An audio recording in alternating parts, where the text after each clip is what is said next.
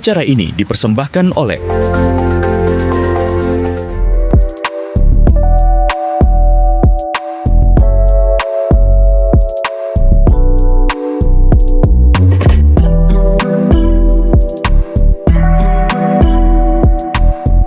Selamat pagi pemirsa, berjumpa lagi bersama saya Kome Aprilia. Pemirsa, di Surabaya, pemerintah kota Surabaya ini akan membekukan KTP dan juga BPJS bagi warga kota Surabaya yang menderita TBC namun tidak mau berobat atau tidak mau berkonsultasi begitu ya. Dan Dinas Kesehatan Surabaya telah menerima laporan kasus TBC sejak Januari hingga Maret 2025 sebanyak 1.917 kasus baru. Dan estimasi total kasus TBC di Surabaya mencapai 16.000 kasus. Ini cukup banyak ya dibandingkan dengan warga Surabaya. Kemudian bagaimana pengobatan TBC yang cukup lama dan gejala yang sulit dideteksi ini membuat masyarakat akhirnya tidak terlalu peka dengan kondisinya dan bahkan tidak ingin berobat karena memang pengobatan TBC ini terbilang cukup lama ya, bukan hanya seminggu 2 minggu tapi bisa berbulan-bulan begitu. Nah, saat ini saya sudah bersama dengan Dr. Zuhrotul Mar'ah, Dr. Zuhrotul Mar'ah, anggota DPRD Kota Surabaya. Selamat pagi, Ibu. Pagi, Mbak Imi. Iya, Ibu, kita bahas tentang TBC lagi ya, Bu. Oke. Kalau dulu kan sempat ada pengetahuannya ini bahwa TBC ini memang pengobatannya cukup lama, Ibu ya. Mungkin memang seminggu 2 minggu kelihatannya sudah sembuh, padahal ini pengobatannya mencapai 6 bulan kalau nggak salah, 6 bulan, ya, Bu, betul. ya. Dan saat ini dikabarkan bahwa kasus TBC di Surabaya meningkat lagi. Ya. Sekitar totalnya ada 16.000 kasus di Kota Surabaya. Sebenarnya apa yang menjadi faktor utama meningkatnya kasus TBC di Kota Surabaya ini? Ya, Surabaya itu kan kota metropolis ya, Mbak. Kota bisnis gitu ya. Ibaratnya gitu kan gula gitu, manis. Iya. Ya, jadi banyak orang-orang itu yang ke Surabaya cari makan gitu ya. Untuk meningkatkan ekonominya mereka gitu. Kemudian ada perbatasan, ada Kabupaten Bangkalan, kemudian Gresik, Sidoarjo, itu lalu lalangnya itu kan banyak ya. Di Surabaya. Salah satunya itu. Jadi tempat berpindahnya itu banyak orang gitu ya. Kemudian juga di Surabaya itu kepadatan penduduknya kan di beberapa wilayah itu kan kepadatan penduduknya tinggi ya. Kemudian orang kalau kepadatannya tinggi otomatis juga ada hubungannya dengan lingkungan ya. Betul. Ya, jadi kalau lingkungan dia kepadatannya tinggi, tinggal di tempat yang dimana dia lingkungannya rural gitu ya, pengap, lembab. Nah, itu juga salah satu faktor yang menyebabkan angka TBC ini kejadiannya tinggi meningkat. Tapi kalau 16.000 kasus ini adalah orang-orang yang memang berKTP warga Surabaya begitu ya, Bu? Atau orang dari luar kota yang berobat ke Surabaya? Kalau ini estimasinya yang 16.000 itu khusus untuk warga Surabaya. Oke, berarti dipastikan mereka adalah orang-orang yang berKTP Surabaya betul. begitu ya, Jadi Bu, ya? dengan sebegitu 3.000-an ya, 3 juta lebih ya. Nah, itu kan estimasi ini yang didapatkannya itu dari kementerian gitu ya, dari pusat. Dengan penduduk sekitar segini, kemudian dibarengi dengan demografi yang seperti ini, jadi targetnya itu dalam 1 tahun di 2025 itu 16.098 kasus. Nah, itu adalah target kasus yang harus ditemukan begitu. Jadi bukan untuk wilayah di luar Surabaya, tapi ini khusus di Surabaya aja. Baik. Nah, kemudian sebenarnya bagaimana cara penularan TBC di masyarakat ini, Bu? Kalau dulu COVID itu kan kita harus pakai masker begitu ya, Bu ya. TBC ini kan juga sebenarnya kalau sedang menderita TBC begitu, berarti kan kita harus pakai masker. Cuman ketika merasa, oh saya sudah nggak batuk, saya sudah baik-baik aja, saya sudah sembuh, padahal pengobatannya belum selesai. Apakah juga penularan ini bisa terjadi begitu, Bu? Ya. Jadi kalau penularannya dari TBC itu kan dari kuman ya, Mycobacterium TBC. Nah, dia ditularkan melalui droplet. Droplet percikan ya. Jadi begitu kita bersin, begitu kita batuk, begitu kita ngomong, nyanyi, ya kalau kita itu punya TBC, dia itu akan muncrat gitu ya. Oke. Ya, jadi kumannya itu tadi dia akan kemana-mana. Lah, itulah yang menyebabkan orang itu gampang kena TBC manakala dia dekat dengan penderita TBC. Oke. Ya, apalagi dengan kondisi misalnya lembab, kayak gini nih ya, lembab kan ya, adem, dingin. Lah, kumannya itu suka terhadap yang dingin-dingin ini, kecuali kalau kuman itu ada di tempat terbuka ya. Di tempat terbuka itu sinar matahari bisa masuk 2 jam, biasanya dia akan bisa mati dengan sendirinya. Atau terkena cairan desinfektan, Lysol gitu ya. Jadi kita misalnya batuk nih, terus kemudian ada Lysol disemprot-semprot atau di mana, itu bisa mati. Tapi manakala itu tidak ada apa-apa seperti ini, ya lembab begini, itu bisa bahkan berbulan-bulan itu dia masih bisa tahan hidup di tempat yang kelembapannya tinggi. Baik. Seperti itu. Nah, kemudian kalau untuk gejala TBC sendiri Bu, selain dari batuk ya, apa aja sih Bu sebenarnya gejala, supaya masyarakat yang ada di rumah ini juga mungkin lebih tahu begitu ya, lebih paham, oh saya ini batuknya bukan batuk biasa, bukan hanya influenza aja, tapi ini kayaknya ada tanda-tanda mengarah ke TBC nih. Nah, ya. apa ini Bu? Kalau di tempat-tempat endemis, kita sebagai seorang dokter itu selalu menginfokan batuk itu jangan ngomong batuk biasa. Oke. Ya, jadi apalagi kalau dia ini itu batuk sudah lebih dari 2 minggu. Taruhlah dia batuk 3 hari dikasih komik. Biasanya kan orang suka ya, dia self medication gitu ya, beli di apotek sendiri atau di toko obat sendiri. Iya, betul. 3 hari sembuh, kemudian batuk lagi. Itu nggak sadar bahwasanya itu adalah masih dalam satu rangkaian. Nah, itu kalau misalnya dalam waktu lebih dari 2 minggu dia batuk, walaupun dikasih minum obat, berhenti 2 hari, kemudian batuk lagi, mestinya itu harus aware bahwasanya itu bukan batuk biasa. Selain batuk juga dia sumer itu Mbak ya. Oh, jadi badannya tuh anget-anget, terutama kalau malam. Jadi kalau malam itu rasanya itu panas walaupun dia sudah pakai kipas angin, walaupun dia sudah tidur di AC gitu ya. Kalau di temp itu biasanya ya sudah di atas 37,4. Normal itu temperatur kan 36,8 itu maksimal, seperti itu. Terus kemudian ada penurunan berat badan. Jadi berat badannya itu tambah kurus. Ya, karena biasanya orang yang sakit batuk itu kan juga makan nggak enak gitu ya. Rasanya nggak enak. Jadi otomatis dia ada penurunan berat badan. Terus kemudian lama-lama dia sesek gitu ya. Rasanya nggak nyaman gitu, mau nafas sedikit sesek gitu ya. Lah, terus kemudian ada lagi keluar keringat dingin. Keluar keringat dingin terutama kalau malam. Lah, lebih parahnya lagi dia batuk keluar dahak, dahaknya itu berdarah.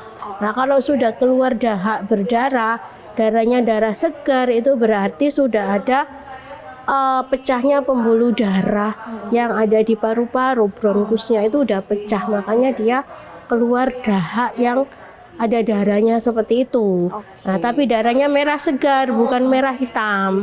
Kalau merah hitam itu biasanya dari lambung, tapi ini merah segar, gitu Mbak. Selain dari batuk aja, ternyata juga meningkatnya suhu tubuh ya, sumer, kemudian penurunan berat badan, kemudian juga yang terakhir ini adalah batuk berdahak tapi keluar darah segar. Kalau misalnya keluar darahnya bukan darah segar, berarti itu dari lambung masalahnya, gitu ya Bu ya. Tapi kalau darahnya darah segar, ternyata ini adalah salah satu tanda-tanda bahwa ini gejala TBC begitu. Iya, betul. Nah, itu TBC pada orang dewasa. Kalau TBC pada anak beda lagi. Itu malah sulit untuk gejalanya itu sulit. Nanti kita bahas ya Bu ya, ini TBC yang untuk anak, kemudian bagaimana juga cara pengobatannya dan bagaimana pemerintah ini menangani kasus TBC di Surabaya yang semakin banyak Ibu. Kita kembali lagi setelah yang satu ini.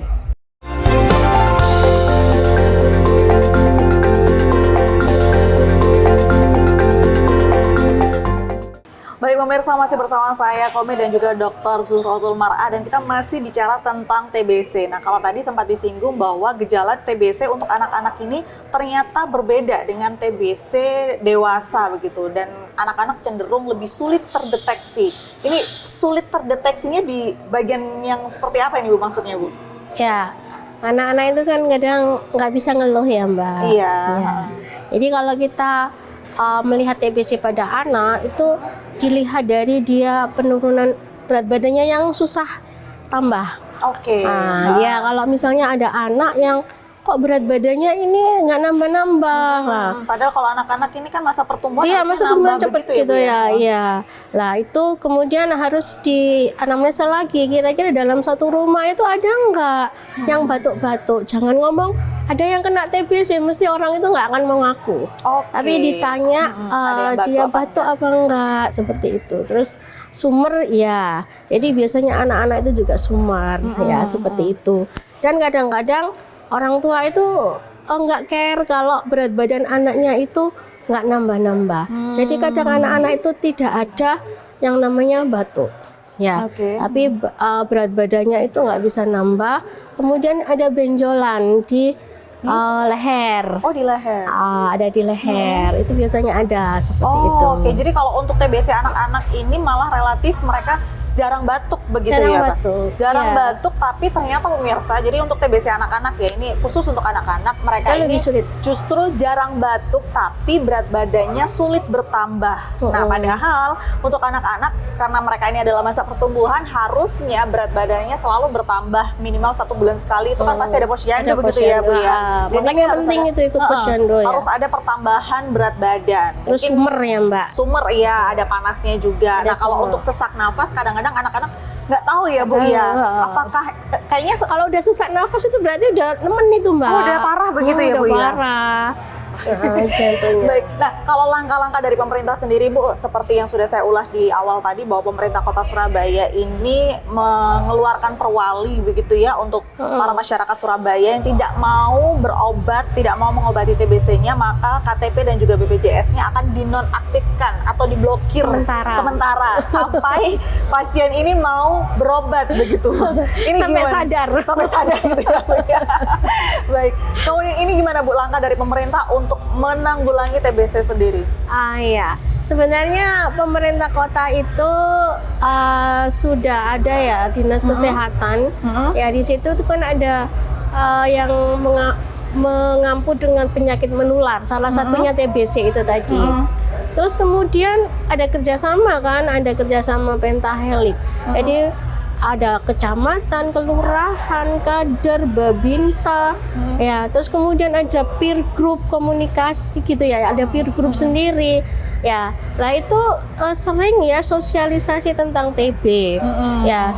Terus kemudian juga ada kerjasama dengan fasilitas kesehatan tingkat pertama dalam hal ini klinik sama dokter praktek mandiri. Nah, itu ada MOU ya. Jadi kalau misalnya dokter praktek mandiri ini ada nih yang ada suspek TBC dari gejala-gejala tadi, maka kita itu ngisi SITB, Sistem Informasi Tuberkulosa, dan itu sudah ngeling gitu ya, sudah ngeling lah. Makanya pasien ini pasti nanti dia akan terfollow up, terdeteksi gitu ya. Lah makanya itu pasien ini harus kemudian periksa dahak ke puskesmas, karena nggak semua puskesmas ada TCM, tes cepat molekuler seperti itu. Lah begitu dites itu tadi, kadang-kadang untuk ke puskesmas saja mereka itu sulit Mbak. Ya, Bu, jenengan ini kemungkinan besar kena TBC. Itu saja mereka udah ketakutan ya, masa sih Dok gitu. Tapi ya. sebenarnya gini, sebelum dilanjutkan Dok, apa sih yang menjadi penyebab utama masyarakat ini tidak mau berobat ketika mereka mengetahui bahwa mereka ini menderita TBC? Semenakutkan itukah TBC? Sebenarnya mereka tidak mau berobat itu macam-macam ya. Tapi yang paling utama itu ada rasa ketakutan. Oke. Ya. Terus kedua itu efek samping obat itu kan tidak nyaman. efek samping obat. Bayangin loh Mbak, 6 bulan 6 ya, Bu, bulan, Oh, ya. betul, betul. Di 2 bulan pertama itu wes bener-bener perjuangan antara hidup dan mati. Iya. Karena efek sampingnya. Nah, tapi kalau karena ketidaktahuan ini harus ada sosialisasi ya. Makanya kan Puskesmas beserta dengan tim KSH dan Pentahelix itu harus sering untuk melakukan sosialisasi tentang TBC. Ya, itu sampai ke bawah-bawah. Jadi sampai ke PKK, ke pengajian. Ya, mungkin nanti ada komunitas apa diajak, ya, ada komunitas Aisyah, Muslimat, itu kan mereka banyak pengajian. Harus diinformasikan tentang TBC beserta dengan bagaimana cara penanggulangannya itu. Ya, terus kemudian juga ya sering ya ada LSM itu kalau mengadakan tes dahak secara sukarela. Nah, itu sambil bawa dahak ini, bawa podahak ini, kita door to door ke rumah gitu ya. Itu dalam rangka apa? Supaya bisa menjaring orang yang suspek tadi. Ya, supaya mau untuk diperiksa dahaknya. Itu loh Mbak. Jadi begitu mereka disuruh ke puskesmas untuk periksa dahak, ada nih yang sulit. Nah, yang sulit inilah yang perlu pendampingan. Ya, tapi kalau itu tadi, kalau sudah didampingi, lah kok tetap aja bandel lah. Inilah yang perlu diberlakukannya perwali. Tapi tentu tidak serta-merta ya. Tidak begitu mereka nggak mau langsung diblokir, enggak. Begitu ya, Bu, enggak. Jadi ada pendampingan yang diketahui oleh Pentahelix tadi, bahkan tentara itu ikut nih Mbak. Tentara ini ikut. Jadi ini Pentahelix itu ya ada camat, lurah, babinsa, babin kamtipmas, toga, tomas, puskesmas, ya, kemudian ada satgas dan ada peer education yang ke bawah itu KSH lah. Ya, ada kader Surabaya hebat itu yang memberikan motivasi, memberikan arahan, memberikan sosialisasi, pendampingan itu tadi. Jadi nggak ujuk-ujuk loh ini begitu ada di SITB ya, loh ini kok nggak ke puskesmas ya, kemana ini orang langsung diblokir, tidak. Ya, jadi ini disclaimer dulu ya, begitu ya Bu ya, untuk masyarakat yang saat ini mungkin menyaksikan ya. Jangan takut gitu loh ya. Jadi TBC itu bukan hal yang menakutkan, tapi ini adalah upaya dari pemerintah agar program pemerintah yang nantinya 2030 Indonesia bebas TB, zero TB, eliminasi TB, itu bisa terlaksana. Bayangin loh Mbak, TBC itu endemik. Mulai dari aku bayi nih Mbak. Dari aku bayi sampai aku umur 53 tahun, ini nggak habis-habis. Nah, itulah makanya kan kita harus berpikir ya apa sih caranya supaya nggak jadi endemik gitu loh ya. Kusta alhamdulillah kita sudah bisa selesai. Malaria bisa. Nah, kenapa ini TBC nggak mari-mari ya? Berarti ini perwali ini semacam sedikit ancaman gitu ya dari pemerintah. Tapi ini nantinya kedepannya demi kebaikan masyarakat, demi kebaikan kita semua begitu. Jadi untuk pemirsa yang saat ini sedang menyaksikan dialog saya bersama Dr. Suratul Mar'ah, semoga bisa memahami ya bahwa perwali ini bukan berarti Wali Kota Surabaya ini melanggar HAM begitu ya, hak masyarakat itu tidak, tapi ini untuk kebaikan masyarakat ke depannya. Ibu, saya masih banyak pertanyaan tentang TBC, nanti kita ngobrol lagi ya Bu ya, setelah yang satu ini.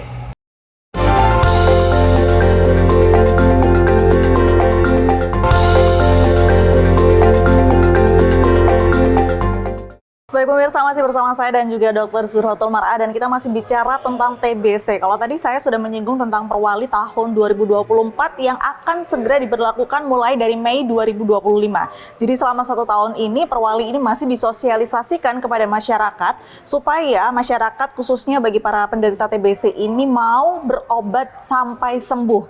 Karena bukan berarti adanya perwali ini Wali Kota Surabaya melanggar hak asasi manusia, tapi ini juga untuk kebaikan bersama. Nah, Per April 2015 sudah ada 2.516 kasus dan 478 yang positif TBC ini ternyata tidak kembali berobat.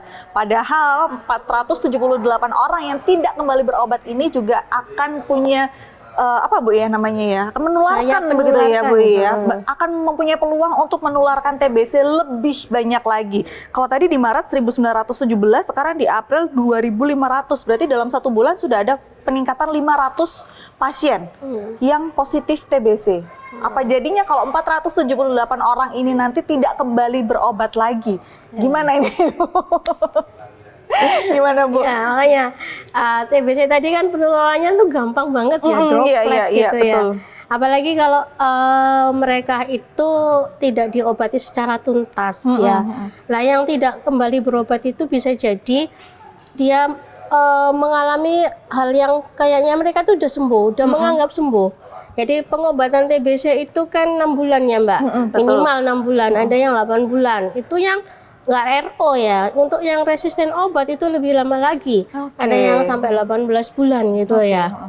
Lah, dalam 6 bulan itu ada 2 fase. Ada fase aktif dan fase lanjutan. Yang fase aktif 2 bulan ini biasanya itu mereka udah enakan. Ya, merasa badannya udah mulai membaik sudah begitu mulai ya. membaik, berat badannya sudah tambah gemuk, udah mau makan, sudah enggak ada sesek. Jadi mereka menganggap wes mari wes aku gitu ya. Tapi Ibu, ngapunten, untuk 2 bulan di awal ini mereka bisa menganggap dirinya sembuh itu apakah sudah tidak ada batuknya atau bagaimana? Emang udah nggak ada batuknya? Oh, sudah nggak ada batuknya. Iya. Jadi gejala-gejala yang sebelumnya disebutkan dokter tadi itu sudah nggak ada? Sudah ada. Oh. Tapi bukan berarti sembuh ya. Karena kuman ini dia itu tahan banting gitu ya istilahnya. Dia cuma pingsan aja. dorman gitu ya. Jadi dia udah merasa nyaman seperti ini tapi belum mati. Lah untuk sampai tahap mati sampai tuntas itu diperlukan lagi namanya tahap lanjutan yang 4 bulan itu tadi. Lah masyarakat itu karena 2 bulan itu udah kesel ya. Iya, minum obat lama. Efek sampingnya seperti itu, mual gitu ya. Mual kadang-kadang juga ada halusinasi. Oh ya. Ada. Terus gitu ada apa ke telinga kayak nggak denger gitu ya. Ada penurunan pendengaran juga seperti itu. Ya makanya ada vitaminnya juga supaya tidak kena saraf itu tadi. Lah tapi tetap ada pendampingan. Lah pendamping minum obat inilah yang harus selalu memberi motivasi, mengingatkan.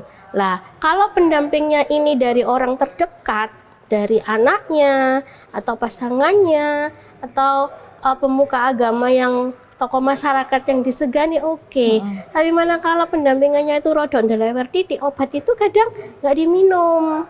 Jadi harus diawasi setiap hari gitu ya. Jadi cara minum obat itu harus di depannya pendamping minum obat. Ya jangan sampai pendamping minum obat ini lengah. Nah, ini yang harus dikuatkan juga gitu ya, sehingga teman-teman yang kena TBC itu merasa tidak sendiri ya. Ibu saya kan pernah nih kena ya. Jadi ya itu tadi mual. Jadi mau minum obat itu dia harus beliau itu harus ada buah untuk untuk mengurangi rasa mual itu. Ya, jadi bisa pisang atau buah yang agak manis-manis seperti itu. Nah, kalau misalkan untuk ini khusus untuk para penderita TBC yang mungkin saat ini menyaksikan Ibu ya, apakah juga mereka harus menggunakan masker? Kemudian apa sih yang harus mereka lakukan untuk istilahnya supaya bisa cepat sembuh lah Bu, selain dari konsumsi obat yang sudah diberikan gitu.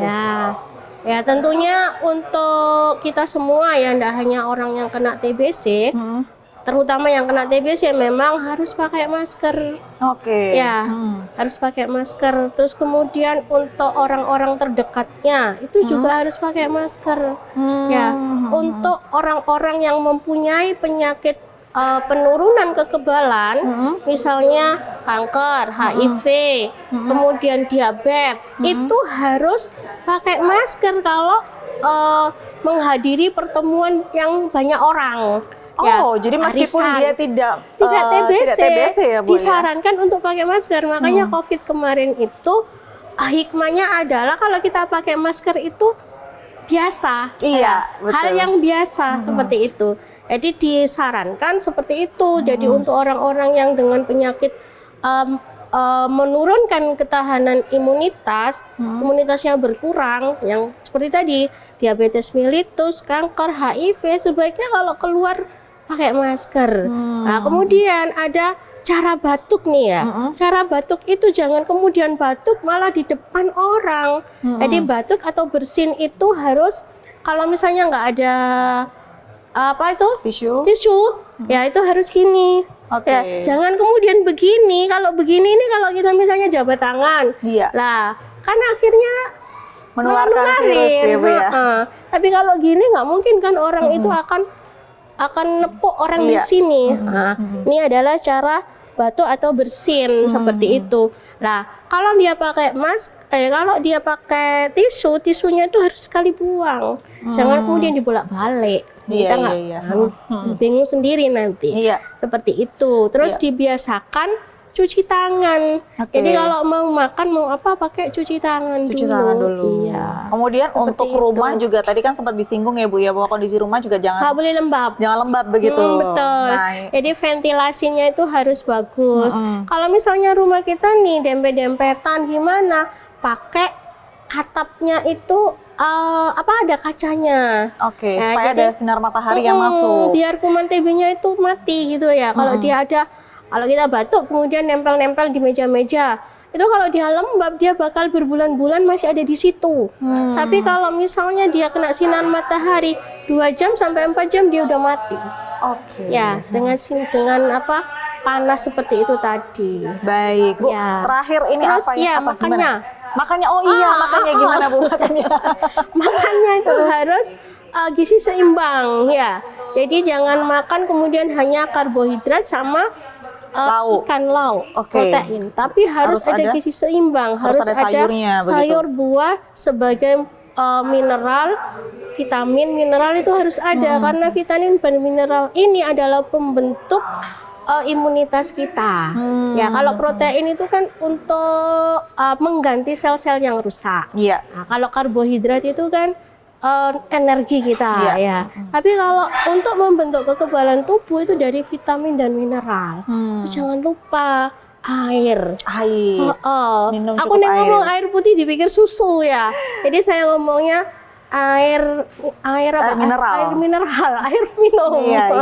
Yaitu 30 cc per kilogram berat badan. Dan itu harus ya, agar apa? Oksigen itu untuk ke otak, kemana itu dia bisa, salah satu fungsi air dia itu kan untuk melancarkan sirkulasi oksigen itu. Ya, jadi jangan kemudian aku nggak haus kok. Nah, nanti aja minumnya gitu. Baik, gitu ya. Ibu Dokter, terima kasih atas waktunya. Ini semoga masyarakat yang melihat dialog kita pada hari ini ya Bu ya bisa lebih sadar, lebih aware gitu bahwa TBC ini adalah salah satu penyakit yang sangat mudah ditularkan, dan bagi para penderita penyakit TBC juga jangan pernah takut untuk berobat ya Ibu ya, supaya ini kebaikan untuk kita semuanya. Apalagi kalau di rumah ada anak kecil juga nggak mungkin kita sebagai orang tua pengen anak kecilnya sakit, begitu ya Bu ya. Baik, terima kasih Bu Dokter atas waktunya. Sudah selesai. Nanti kapan-kapan kita ngobrol lagi ya Bu ya. Padahal masih banyak. Iya, makanya Ibu. Ya, baik, terima kasih. Saya Komi Aprilia pamit undur diri. Wassalamualaikum warahmatullahi wabarakatuh.